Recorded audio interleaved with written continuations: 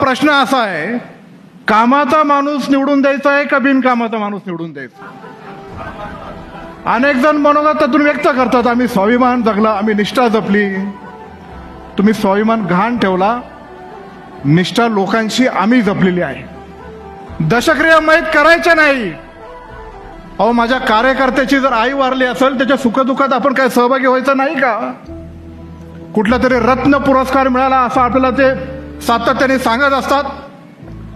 पण देशाच्या दृष्टिकोनातून एक अभिमानाची गोष्ट झाली की राम मंदिर आपल्या देशामध्ये उभं राहिलं. हा संपूर्ण देश उत्सव मानत होता. आपल्या आंबेगाव आणि जुन्नर तालुक्यातल्या प्रत्येक गावामध्ये ते रामाची मिरवणूक निघाली. पण ह्या माणसाने संसदेमध्ये रामावर कविता करत असताना अपशकुनासारखे वाक्य वापरले. हे राम मंदिर 500-550 वर्षानंतर उभं राहिलं, त्याचं अपशकुनासारखं भाषण जर संसदेत करत असेल तर आमच्या राम भक्तांना, हे लोकांना हे मान्य नाही. अरे जो नहीं राम का वो नहीं किसी काम का.